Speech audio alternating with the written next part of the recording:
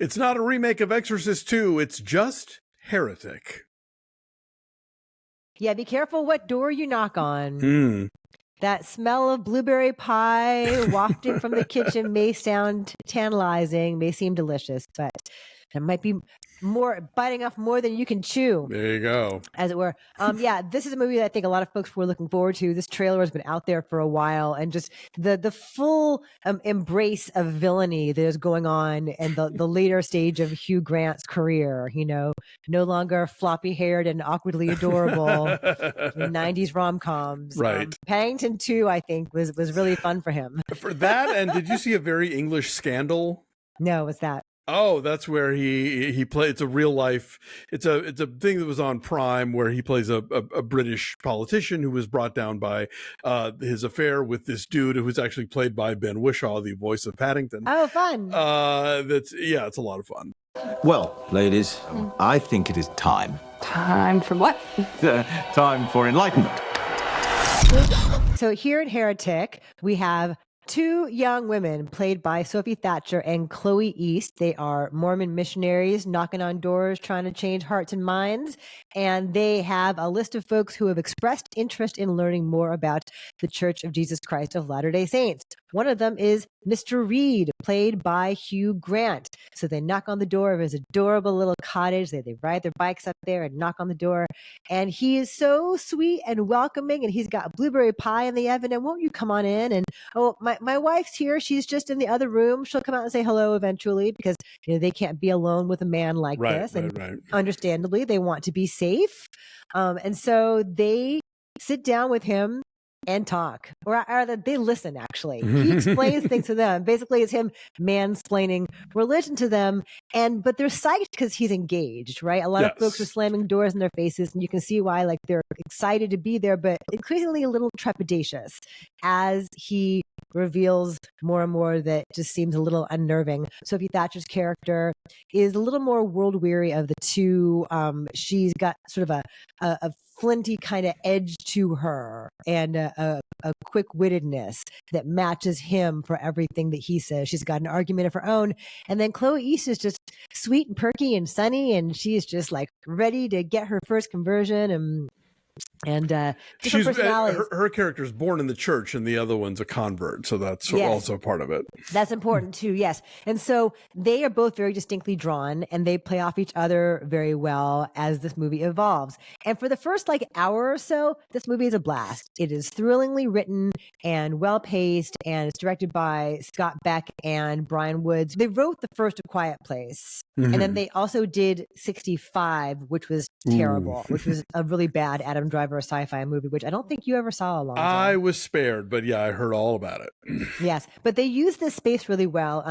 Chung Chung-hoon, who is frequently Park Chan-wook's cinematographer, shot this. And they use like the angles of it in a way that is increasingly nerve-wracking, and just there's a lot of fun in the dialogue. Yes. And he makes some really good points. Right? He's very knowledgeable about religion and makes some really good points. And Sophie Thatcher's character is there to meet him, point for point. And then they go through a couple of doors, and I don't want to say anything more, but it becomes a much less interesting film and a much more conventional horror movie at that point. But I liked it for a long time. Yeah, I was definitely into it much more in the first half. It is fun to see Hugh Grant kind of embrace this villainous side. It does offer this kind of provocative back and forth about religion. And it's not like, all of his points are like zingers, because like at least one of the women is ready to volley back and respond to things that he's saying. One of the things that the movie does without coming out and saying so is, I remember the whole Elizabeth Smart thing where this young Mormon girl who'd been kidnapped and lived with this guy for a long time. There was a lot of conversation in the media about how part of how this guy was able to get away with it is that Mormon women often are conditioned to not question men because the church is so patriarchal, like many churches are. Mormon women are sort of programmed to submit in many ways, not always, not all the time, not always to the same degree, but that was kind of part of the backstory of the Elizabeth Smart case, where people wonder, well, why didn't you run away? Why didn't you blah, blah, blah? And there's so much of this movie kind of remind me of Woman of the Hour, where Mm. they are accommodating to Hugh Grant because of the situation they're in. They're missionaries. They're in this guy's house. They're trying to like win him over. And that plus a certain level of like, well, he's an older man, so we have to show this certain amount of deference and respect. And you can see, even as like they clearly sense that they are in danger, they're still trying not to make waves or trying to talk their way out of it as kindly as possible and using all the right words to be like, well, we should come back, or this isn't a good time. Meanwhile, you have like this storm raging outside, and you have this crazy like Winchester mystery house of like weird angles and secret compartments and whatnot. All of that stuff is a lot more fun. And then they go through the door and it's less interesting.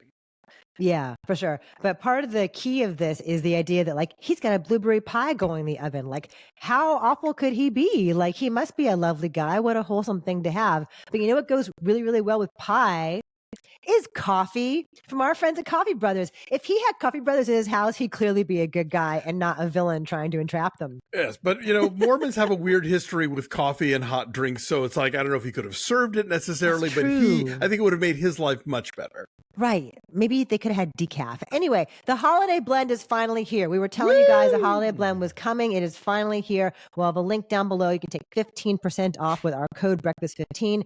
We love the holiday blend. We look forward to it every year. I give it as gifts to like every teacher and coach that Nick has. Nice. And so I'm happy that it's here again. So link to that down below. We love our folks at Coffee Brothers, and your shipping is free with orders of at least $50, which I will easily clear anytime I order from them around the time of year because I buy so much of it. So for that down below.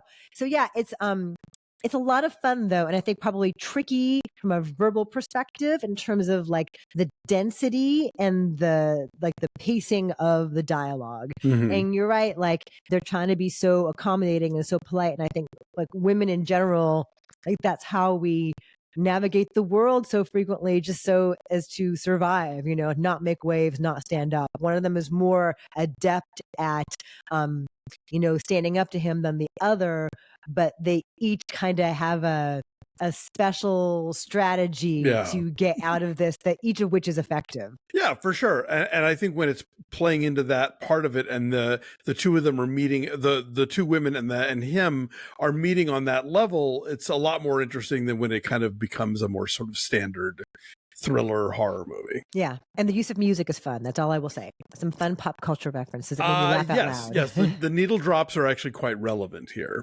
Yes. So what's your number then on Heretic?